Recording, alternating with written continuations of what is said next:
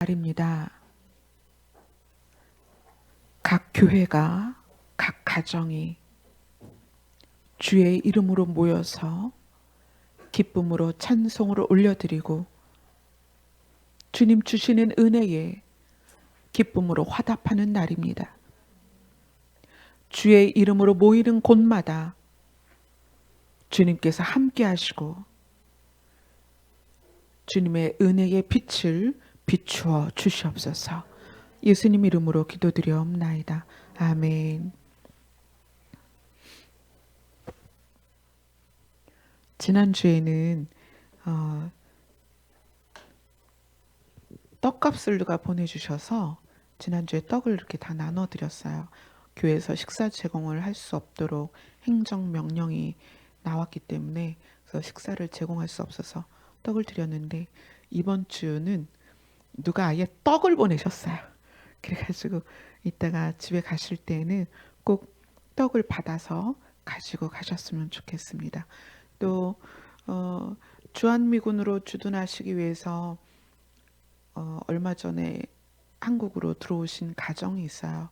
저희와 함께 예배를 미국에 있을 때부터 예배를 같이 드렸던 분인데 한국으로 이제 군 복무를 위해서 오셨는데 그분들께서 비타민을 많이 보내주셨어요. 그래서 비타민을 적당하게 잘 나눠서 다음 주에 나눠 드려야 될 것 같아요. 아직 저희가 준비를 소분을 다 못해가지고 그렇게 해서 우리 여기 오시면 매주 뭔가는 드립니다. 너무 좋지 않아요? 저도 나눌 수 있어서 얼마나 좋은지 몰라요. 자, 오늘 말씀은 누가복음 21장 34절로 36절입니다. 지금 사회적 거리뛰기 해가지고 지금 2m 간격으로 앉으셨는데 앞에 혹시 밖에서 예배 드리시는 분들 중에 내가 꼭 본당 안으로 들어가고 싶다 그러신 분은 두 분만 들어오시면 됩니다. 요 앞에 빈자리가 있어요. 방석 깔고 앉으실 수 있으니까 혹시 지금 교육관하고 식당에서 예배를 드리는 분 중에 내가 본당에 들어가고 싶다 그러면 두 분만 들어오시면 제가 자리를 안내를 해드리겠습니다. 자, 누가복음 21장 34절로 36절 같이 읽겠습니다. 시작. 너희는 스스로 조심하라. 그렇지 않으면 방탕함과 술 취함과 생활의 염려로 마음이 둔하여지고 뜻밖의 그날이 덫과 같이 너에게 임하리라.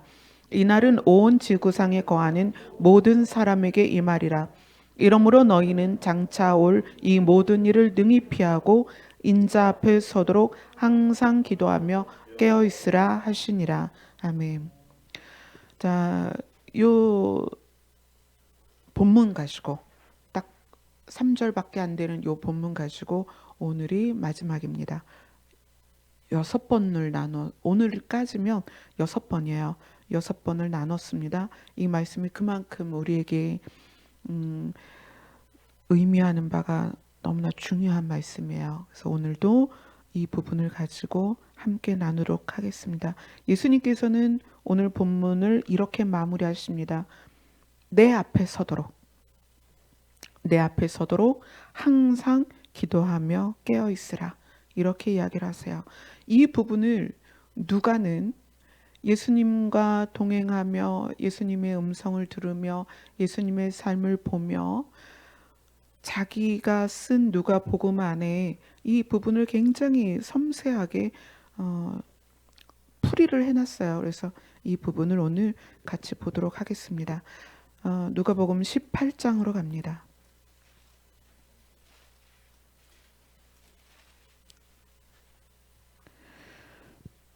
광범위한 내용을 18장부터 누가복음 19장까지 볼 거기 때문에 부분을 판서로 좀 이렇게 요약을 해드리겠습니다. 자, 오늘 제목은 굉장히 중요한 거예요.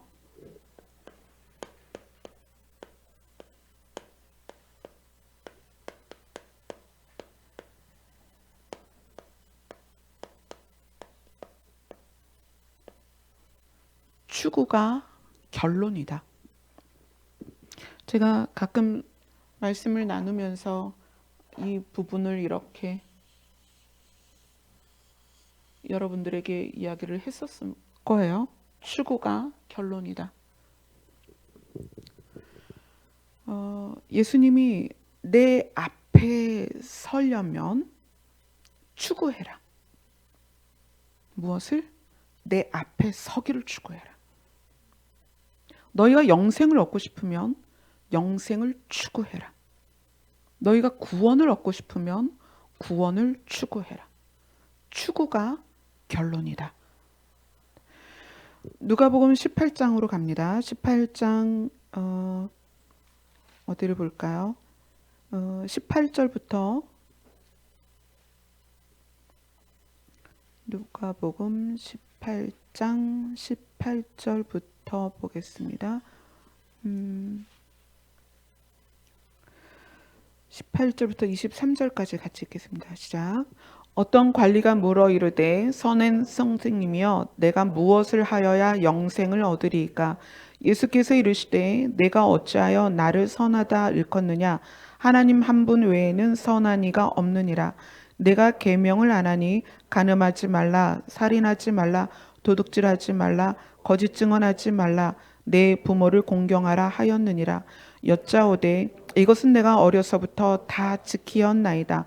예수께서 이 말을 들으시고 이르시되 내게 아직도 한 가지 부족한 것이 있으니 내게 있는 것을 다 팔아 가난한 자들에게 나눠주라. 그리하면 하늘에서 내게 보화가 있으리라. 그리고 와서 나를 따르라 하시니 그 사람이 큰 부자이므로 이 말씀을 듣고 심히 근심하더라. 누가복음 18장 18절부터 23절까지는 누구에 대해서 나오냐면 부자에 대해서 나옵니다. 부자. 여기서 이 부자 청년을 예수님께서 만나서 답을 영생을 얻는 것에 대해서 아주 묘하게 이야기를 하세요. 19절에서는 뭐에 대해서 다루냐면 선을 행했는가?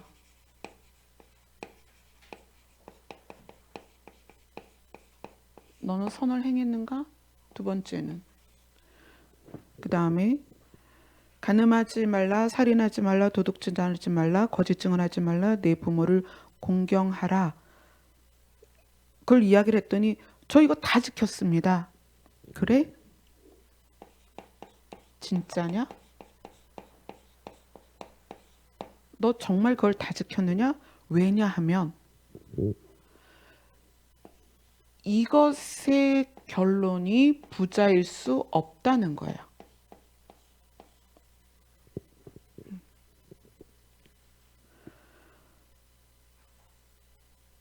선을 행한다는 것이 내 안에 추구하는 것으로 들어있으면 나 자신이 큰 부자가 있을 수가 없어요. 뭐 지금은 엄청난 부자들이 많이 있는데 이때 당시에 부를 축적할 수 있었던 방법은 지금하고는 다르단 말이에요. 지금처럼 산업이 발달된 때가 아니기 때문에 이때의 부를 축적하기 위해서 가져야 했던 그 마음 자세들을 예수님이 들여다보시는 거예요. 너가 부자인 것은 추구 자체가 영생을 향하여 있지 않았다는 거예요. 선을 향하여 있지 않았다. 그렇게 이야기하시면서 영생에 대한 이제 의문문을 주시는 거죠. 도대체 이 영생이 뭘까? 이 부자와 영생을 연결시키지 않으십니다.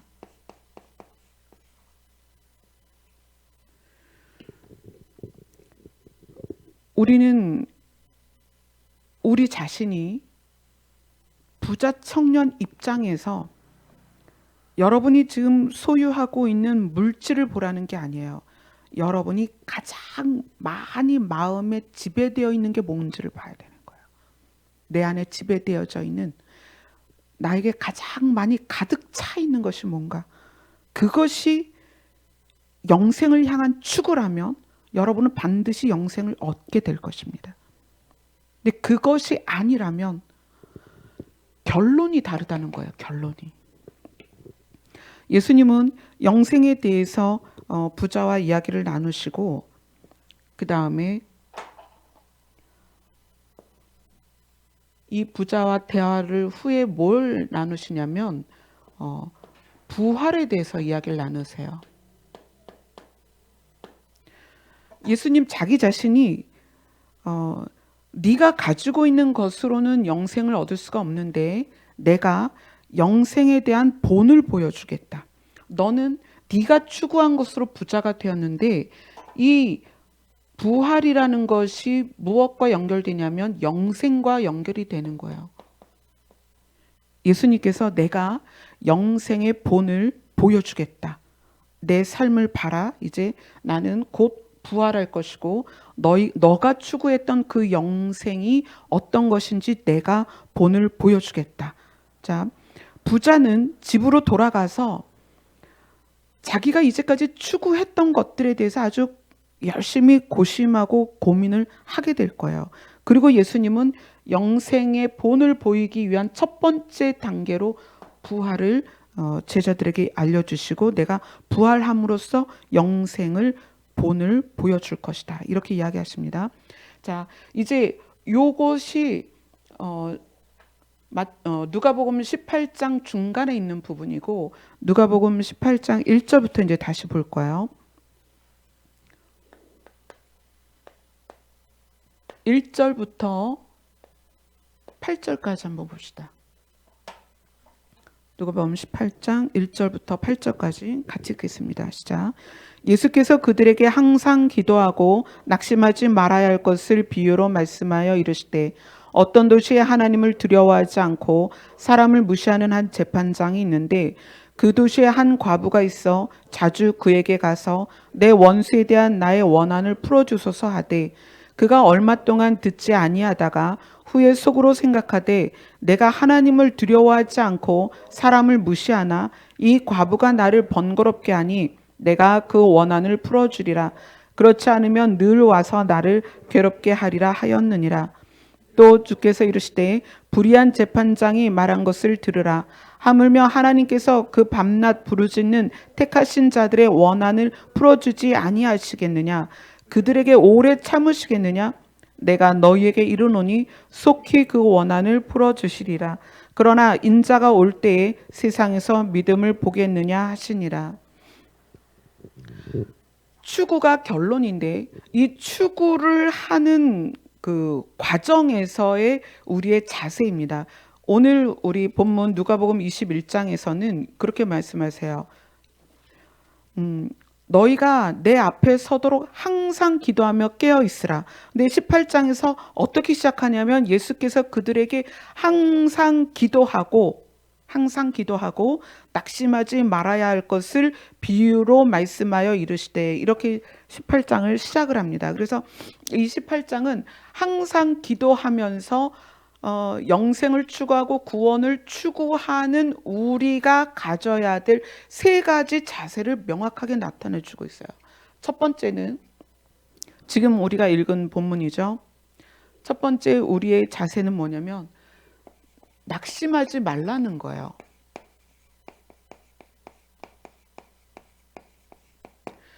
이 부분을 금요 기도회 때 나눈 시편 말씀하고 연결해서 여러분 생각해 보세요.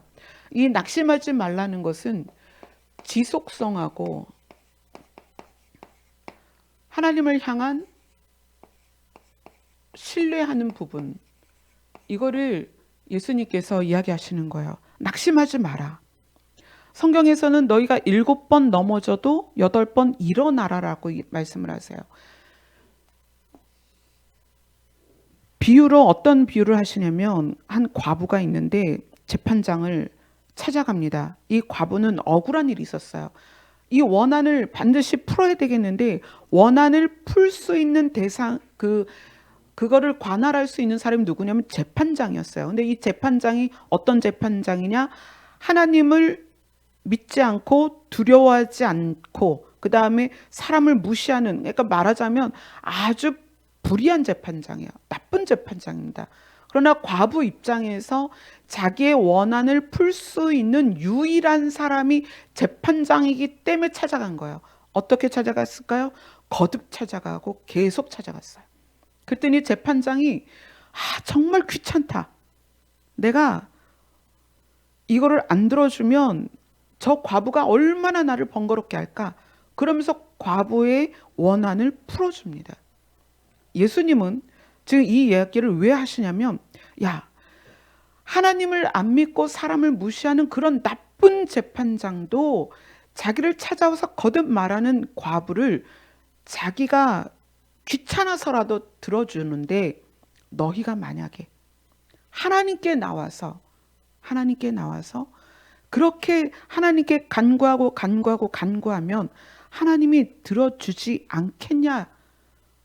어떻게 너희는 그것에 대해서 신뢰를 못하니?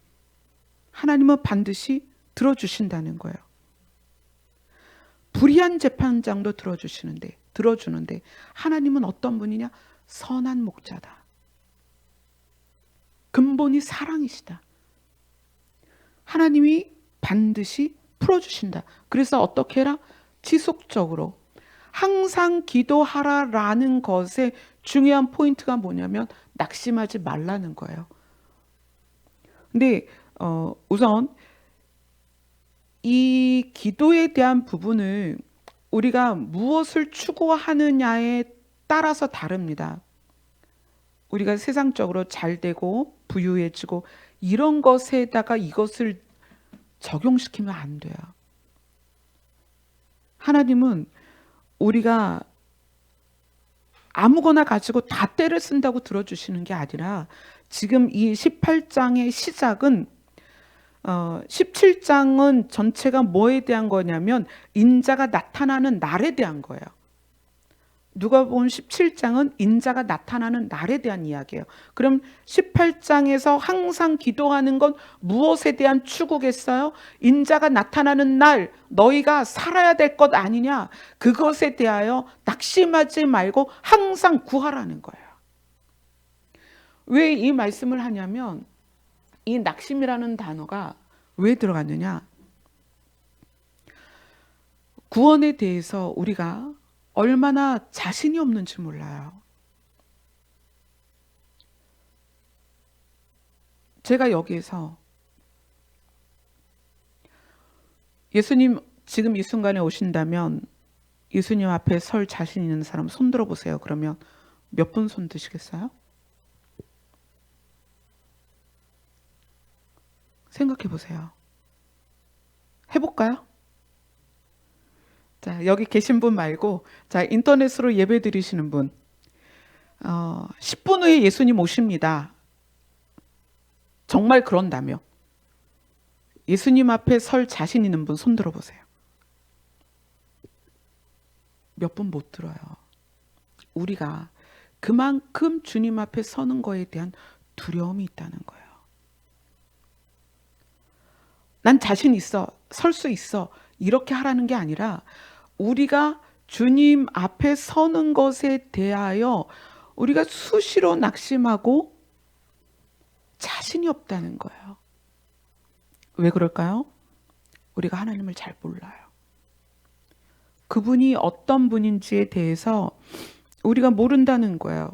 그분이 얼마나 우리에 대하여 끊임없이 사랑으로 말씀을 하시고 사랑으로 다가오시지만 우리는 그걸 모릅니다. 자, 누가복음 17장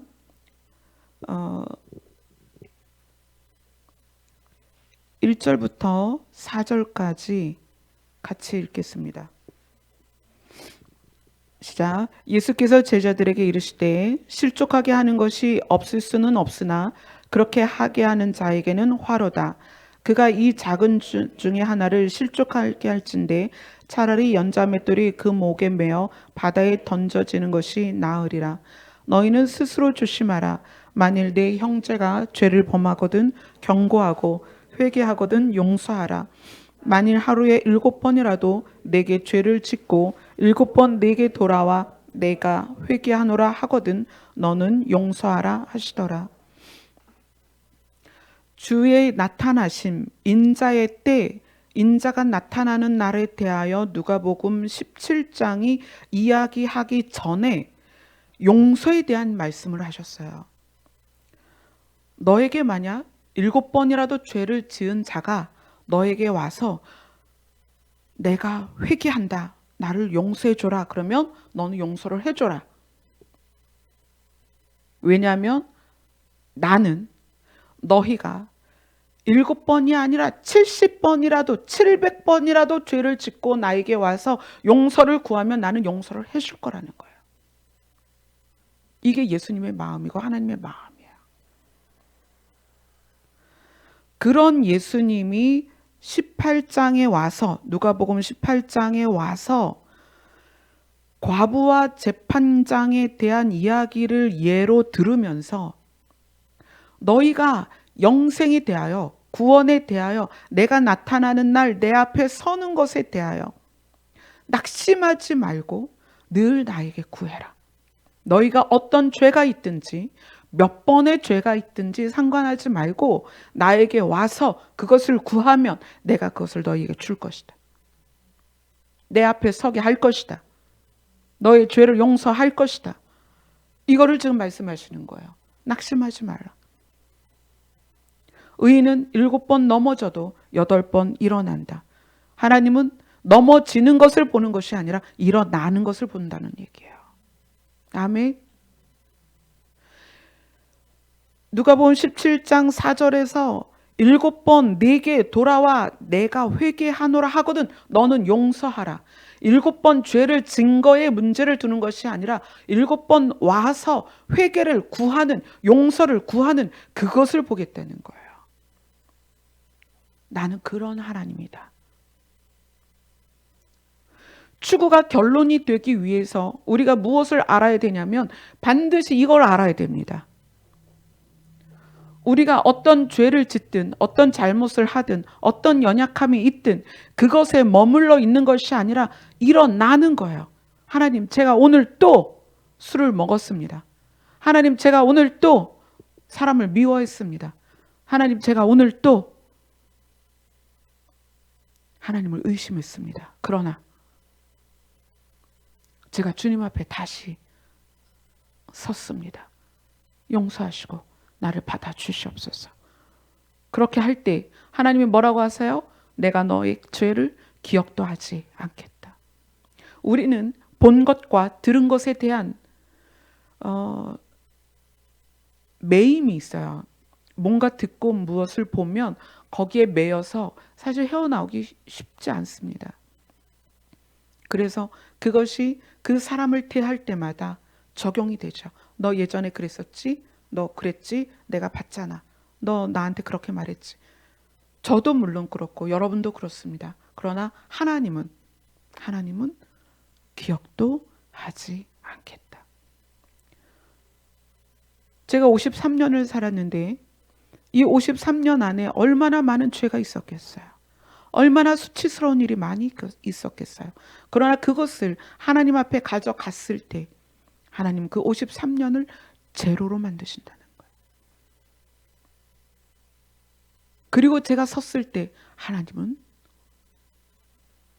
하얗게 순백의 한 정란을 보고 계시다는 거예요. 네가 나에게 회개한 거 내가 다 도말했고 기억도 하지 않는다. 너는 오늘 새로운 너다. 그걸 신뢰하셔야 됩니다. 하나님은 그렇게 여러분을 대하시는 거예요. 누적된 정보를 가지고 너 예전에 이랬지 그게 아닙니다. 하나님은 늘 용서를 구하는 우리를 죄를 도말하시고 죄 없는 우리로 대하신다는 거예요. 그것을 신뢰하고 하나님 앞에 나오라는 거예요. 자, 그 다음에 9절부터 14절을 보겠습니다. 누가복음 9절부터 14절 같이 읽겠습니다. 시작. 또 자기를 의롭다고 믿고 다른 사람을 멸시하는 자들에게 이 비유로 말씀하시되 두 사람이 기도하러 성전에 올라가니 하나는 바리새인이요 하나는 세리라. 바리새인은 서서 따로 기도하여 이르되 하나님이여 나는 다른 사람들 곧 토색 불이 간음하는 자들과 같지 아니하고 이 세리와도 같지 아니함을 감사하나이다. 나는 일에 2번씩 금식하고 또 소득의 11조를 드리나이다 하고 세리는 멀리 서서 감히 눈을 들어 하늘을 쳐다보지도 못하고 다만 가슴을 치며 이르되 하나님이여 불쌍히 여기소서 나는 죄인으로소이다 하였느니라. 내가 너희에게 이르노니 이에 저 바리새인이 아니고 이 사람이 의롭다 하심을 받고 그의 집으로 내려갔느니라. 무릇 자기를 높이는 자는 낮아지고 자기를 낮추는 자는 높아지리라 하시니라. 아멘. 두 번째는 자신을 분별하는 것입니다. 이 추구가 자기 자신을 분별하지 않으면 추구를 할 수가 없어요. 왜 그러냐면 여기서 나왔던 이제 바리새인이 누구를 분별했냐면 상대방을 분별한 거예요. 상대방을 보면서 나는 저 사람보다도 많이 기도하고 나는 저 사람보다도 좋은 일을 많이 했고 계속 그렇게 다른 사람을 이제 평가하고 분별하는 거죠.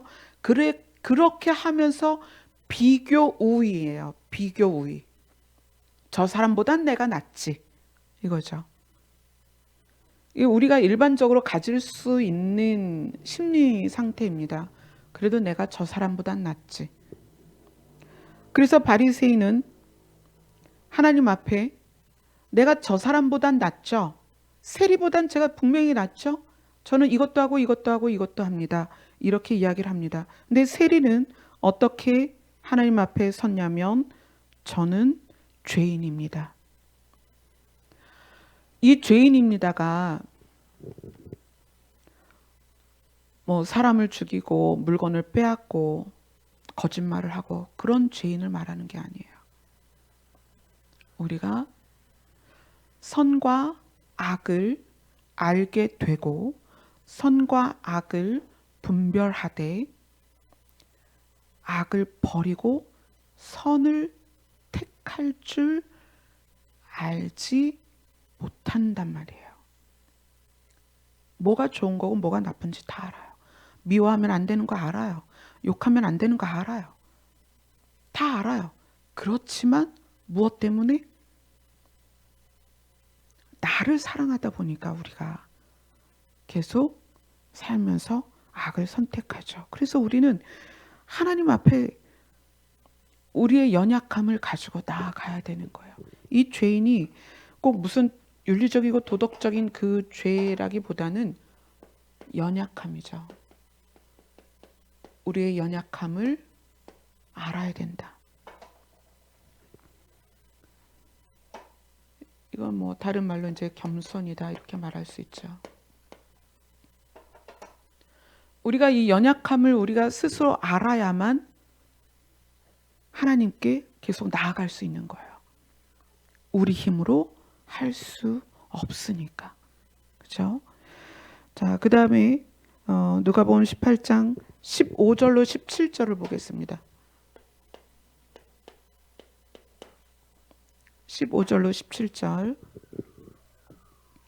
같이 읽겠습니다. 시작. 사람들이 예수께서 만져주심을 바라고 자기 어린 아이를 데리고 오매 제자들이 보고 꾸짖거늘 예수께서 그 어린 아이들을 불러 가까이 오게 하시고 이르시되 어린 아이들이 내게 오는 것을 용납하고 금하지 말라. 하나님의 나라가 이런 자의 것이니라.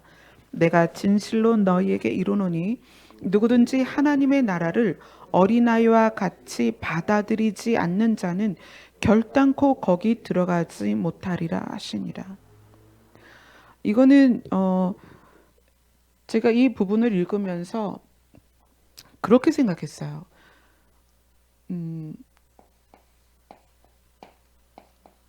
단순하다. 그 다음에 투명하다. 우리가 복음을 받아들이는 데 있어서 하나님의 나라와 구원, 부활, 휴거 이런 모든 이 복음을 받아들이는 데 있어서 좀 단순했으면 좋겠어요.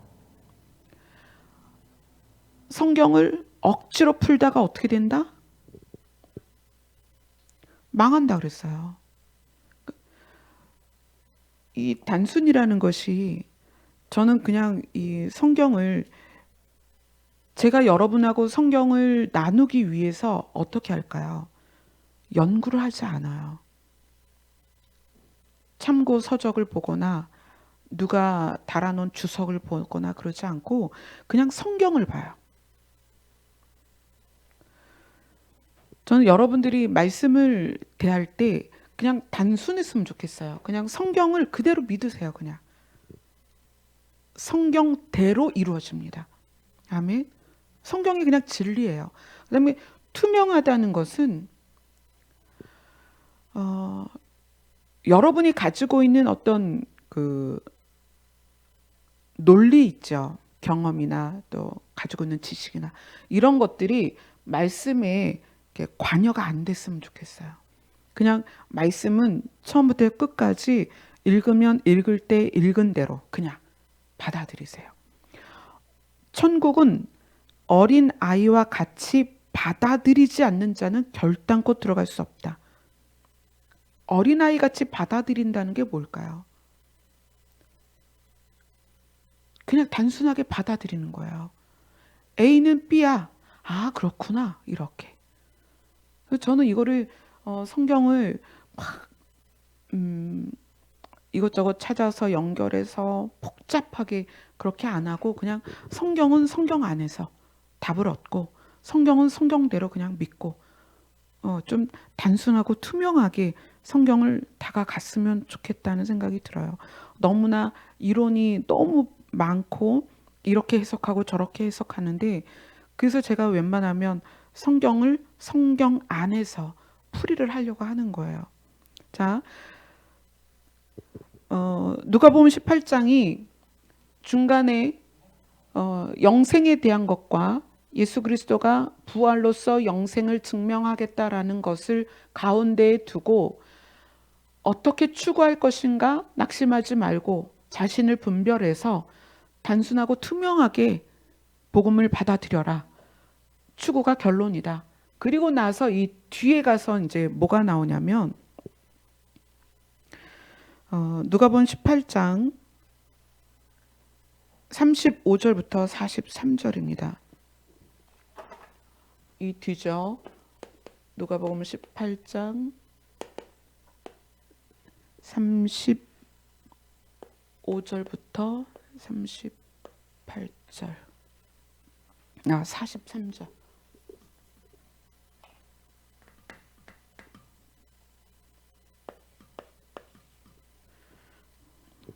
같이 읽겠습니다. 35절부터 읽을게요. 시작. 여리고에 가까이 가셨을 때 한 맹인이 길가에 앉아 구걸하다가 무리가 지나감을 듣고 이 무슨 일이냐 물은데 그들이 나사렛 예수께서 지나가신다 하니 맹인이 외쳐 이르되 다윗의 자손 예수여 나를 불쌍히 여기소서 하거늘 앞서 가는 자들이 그를 꾸짖어 잠잠하라 하되 그가 더욱 크게 소리질러 다윗의 자손이여 나를 불쌍히 여기소서 하는지라 예수께서 머물러 서서 명하여 데려오라 하셨더니 그가 가까이 오매 물어 이르시되 내가 무엇을 하여 주기를 원하느냐 이르되 주여 보기를 원하나이다. 예수께서 그에게 이르시되 보라 내 믿음이 너를 구원하였다 하시매 곧 보게 되어 하나님께 영광을 돌리며 예수를 따르니 백성이 다 이를 보고 하나님을 찬양하니라. 자, 누가복음 18장 35절로 43절은 맹인의 믿음이 나와요. 이 맹인의 믿음은 이 맹인의 자세가 이 세 가지가 다 들어있는 거예요. 신기하죠? 이 세 가지를 부자가 영생을 추구했다면 부자가 될 수 없었을 것이다. 예수님이 말씀하시면서 너는 뭘 추구했느냐? 봐라, 나는 부활을 통해서 영생을 드러낼 것이다.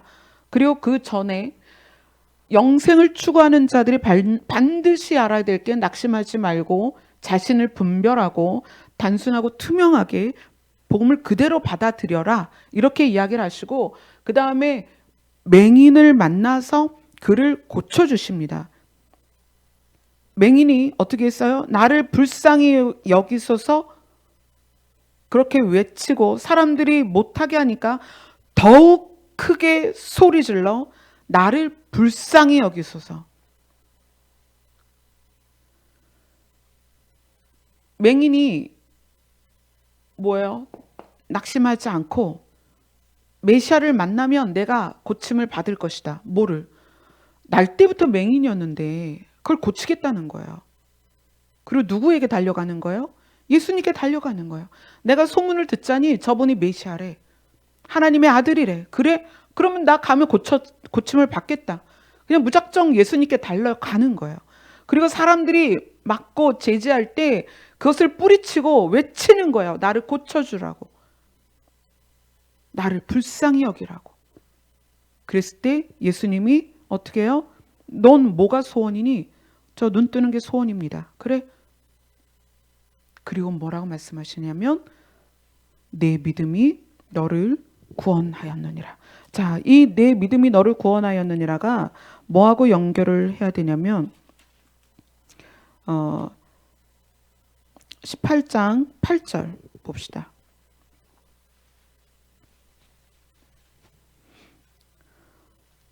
낙심치 말고 지속적으로 하나님을 신뢰하고 기도해라. 그러면서 18장 8절을 이렇게 얘기합니다. 같이 읽겠습니다. 시작.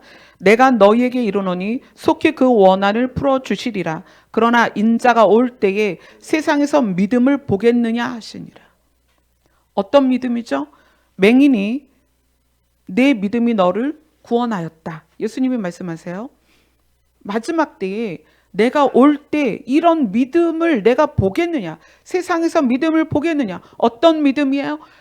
낙심하지 않고 내가 그 앞에 설 때 내가 오늘도 죄를 짓고 어제도 죄를 지었고 오늘도 내가 낙심했지만 내가 오늘은 일어나서 주 앞에 가서 나를 구원하소서. 나를 불쌍히 여기소서. 내가 어제도 술을 먹고 뻗었습니다. 내가 어제 그러지 말아야 되는데 그랬습니다. 그러나 내가 오늘 눈을 떴습니다. 하나님 나를 불쌍히 여기소서. 그러라는 거예요. 그런데 예수님이 오시는 그때에 세상에는 그런 믿음을 가진 자가 없다는 거예요. 세상에. 그 얘기는요. 공동체 안에서 그렇게 부르짖다가 어느 날 믿어도 되는 게 없어. 믿어봐야 소용이 없어. 뭔가 좀 잘 될 줄 알았는데 그것도 아니고 하나님이 짠하고 나타나서 뭔가 보여줄 줄 알았는데 그런 것도 아니고 그리고 어떻게 되는 거예요? 세상으로 가는 거예요. 그래서 그 세상에 예수 그리스도가 다시 오는 그때의 세상에는 믿는 자가 없다는 거예요. 뭐에 대한 믿음?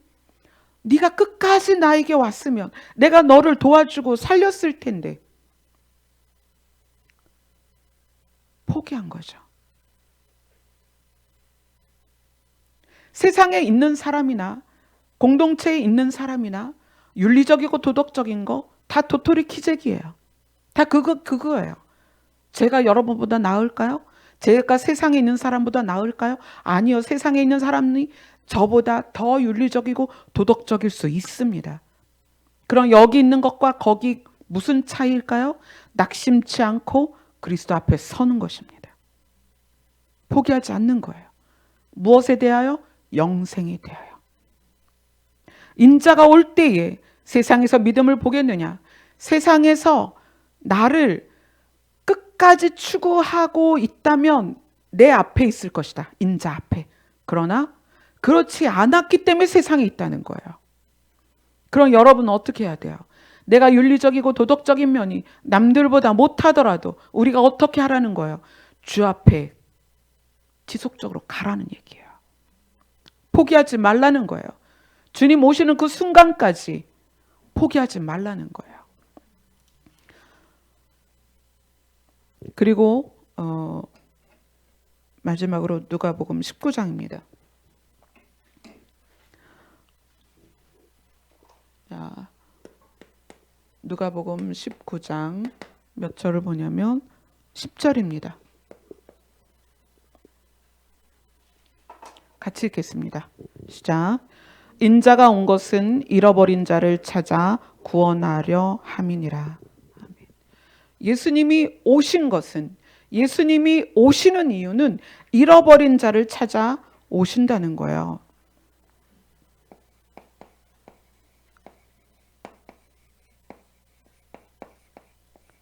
잃어버린 자를 찾으러 오신 것이다. 그러면서 아주 기가 막힌 이야기를 하십니다. 누가복음 19장 1절부터 9절까지 이야기가 누구에 대한 이야기예요? 예, 삭개오에 대한 이야기죠. 여기다 할까요? 자, 삭개오는 그 이름의 뜻이 뭐냐면 순결함, 그다음에 정의로움, 깨끗한 자, 이런 뜻이 있어요. 삭개오란 이름 안에. 그런데 삭개오의 직업이 뭐였죠? 세리장이에요. 세리장. 이 세리장이라는 직업의 가지고 있는 의미는 어떤 걸까요? 착취, 그죠? 착취의 대명사잖아요. 로마가 지배하고 있을 때니까 로마의 대리인으로서 백성들의 세금을 걷어서 로마에 넘겨주는데 늘 배달 사고를 내는 거죠. 많이 걷어서 낼 만큼 내고 나머지는 자기가 축적하는.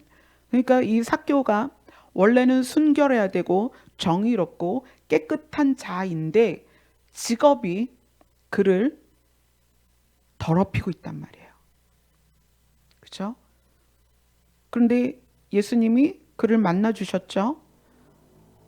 떳떳하게 예수님 앞에 오지도 못했어요. 나무 위로 올라가서 예수님 지나가시면 이렇게 좀 보려고 했는데 예수님이 딱 찍어서 내려오라고 그러죠. 이리 와. 이리 와. 내가 오늘 니네 집에 간다. 그 삭개오가 신이 난 거예요. 자기는 같은 유대인들에게 사실 이제 얼마나 비난을 많이 받겠어요. 백성들의 재물로 축적을 하니까. 그런데 예수님이 그에게 가신 거예요. 그리고 그를 만나 주시니까 삭개오가 바로 변하죠. 내 소유의 절반을 가난한 사람들에게 주고 나의 것을, 아니 누구의 것을 속여 빼앗은 게 있으면 4배나 갚겠습니다. 이렇게 이야기를 해요. 그리고 예수님이 뭐라고 얘기하시냐면 구원이 이 집에 이르렀으니 이 사람도 아브라함의 자손이다. 구원받아야 될 자다. 네가 이제까지 죄악 가운데 있었지만 너는 구원받아야 될 자다. 왜냐하면 너의 이름을 봐라. 순결함, 정의로움, 깨끗한 자다.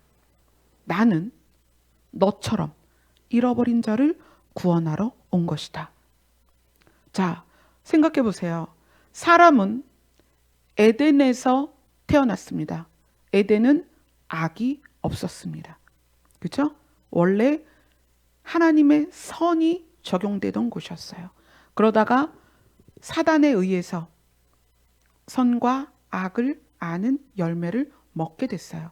그리고 저주받은 세상으로 나왔는데 사람은 선과 악을 알고 그 다음에 분별하는데 선을 택할 줄을 모르고 계속 악을 택한단 말이에요. 이스라엘 백성에 대한 표현이 그렇게 나와요.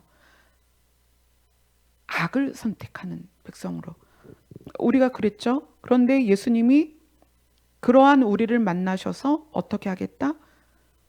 구원하겠다. 원래 속성으로 너희를 바꾸겠다. 어떻게 하면?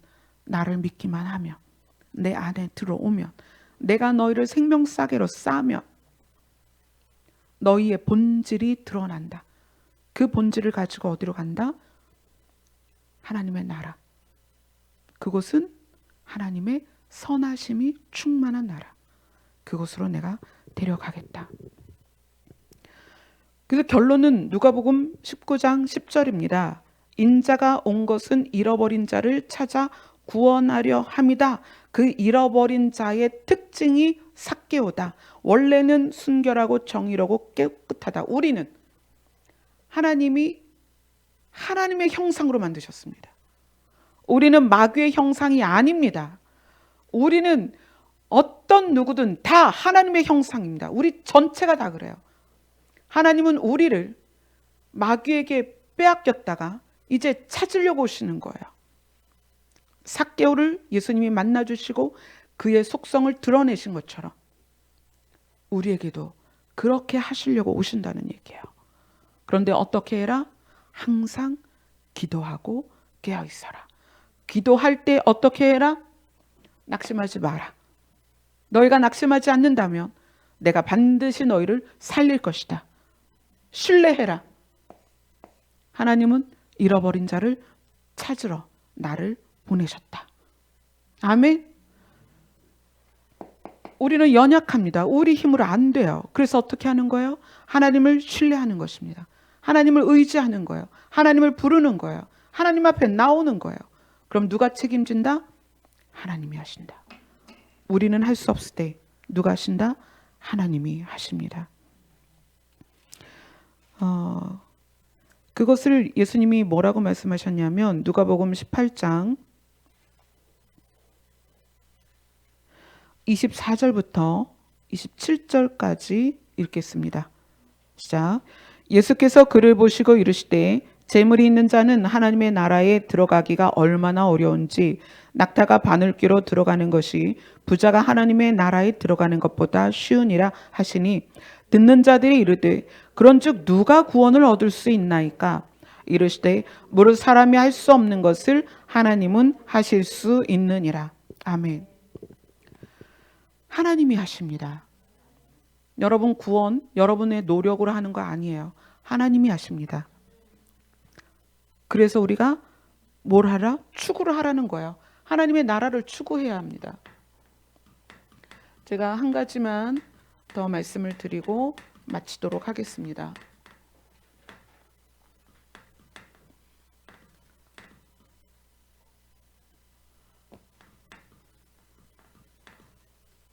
예수 그리스도의 다시 오심이 임박한 때에 많은 분들이 그것을 두려움으로 받아들이고 있어요.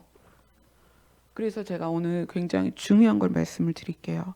저도 여러분이랑 똑같기 때문에 주의 오심을 열어주실 때 굉장히 두렵게 그걸 받아들였어요. 왜냐하면 저는 저의 삶이 저를 많은 부분에서 심리적으로 뭐 우울함이라든지 슬픔이라든지 뭐 때로는 낙심이라든지 분노라든지 여러 가지 부분들은 매여 있었습니다. 그래서 그게 너무 슬펐어요. 왜냐하면 부모님이 목회를 하셨고 남편도 목사였는데 나는 왜 이 모양일까? 그런 생각 있죠. 어느 날 하나님 앞에 기도를 했어요. 저는 왜 맨날 이렇죠?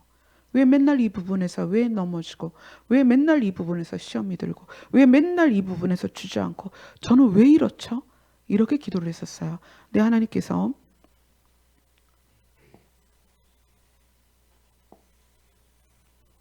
이걸 봐라 그러시더라고요. 뭐냐? 네, 원이 두 개가 있네요. 그치? 자, 이제 이 원을 다시 봐라 그러시는 거예요.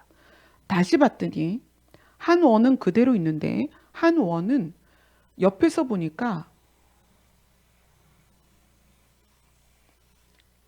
뭐죠? 스프링인 거예요. 스프링. 우리는 사람마다 넘어지는 지점이 다 달라요. 그죠?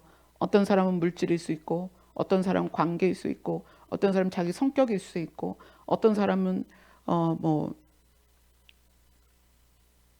지식적인 뭐 그런 것도 있을 수 있고 술, 담배 뭐 여러 가지 있을 수 있죠. 저도 마찬가지입니다. 여러 가지 부분에서 계속 넘어져요. 그런데 하나님께서 뭘 말씀하시냐면 추구가 결론이라는 거죠. 네가 이 자리에서 또 넘어져도, 이 자리에서 또 넘어져도, 이 자리에서 또 넘어져도, 이 자리에서 또 넘어져도 너는 처음에 네가 아니라는 거예요. 무슨 말씀일까요? 지속적으로 주님 앞에 가고 있다는 거죠. 우리는 제자리에서 뱅뱅 도는 사람들이 아닙니다. 주의 이름을 부르면, 주님 앞에 서면, 주님을 의지하면, 주님께 나를 드리면, 내 연약함을 고백하면서 내 문제를 지속적으로 주님 앞에 가져가면 우리는 이렇게 되는 거예요. 그래서 어느 날 이 사람들은 그대로 세상에 있겠지만 우리가 낙심치 않고 주님 앞에 가면 어느 날 주님 앞에 서게 된다는 거예요. 아멘. 주의 오심이 여러분에게 두려운 사건이 아닙니다. 우리가 주님 오실 때까지 주를 찾고 찾으면 어떻게 될 것이다? 만날 것이다. 문을 두드리면 어떻게 한다? 열릴 것이다.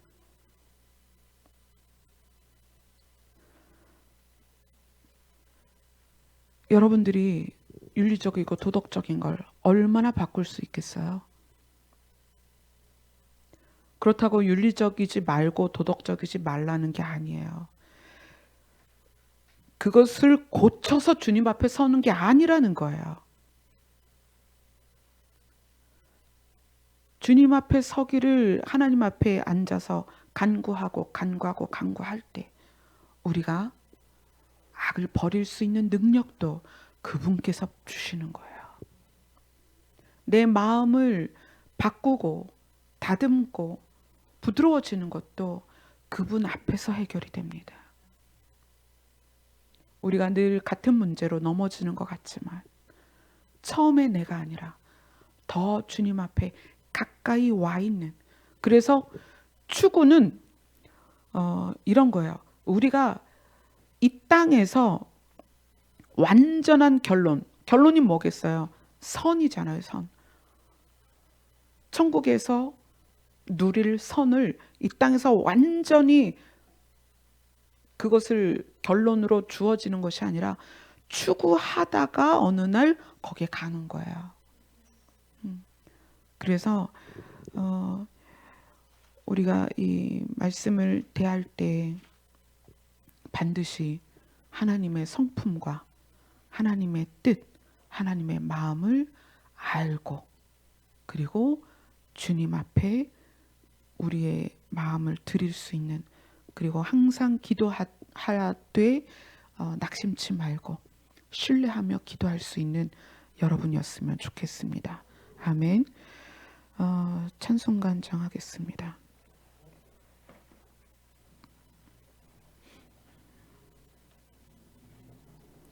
370장입니다.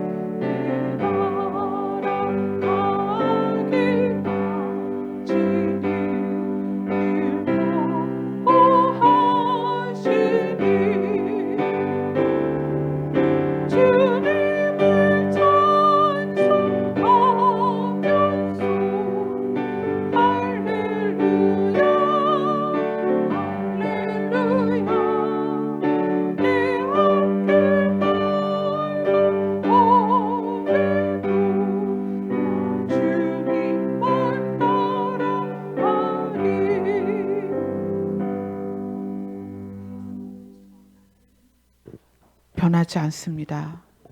주님은 나에게 피하는 자에게 방패가 되어주겠다 약속하셨습니다.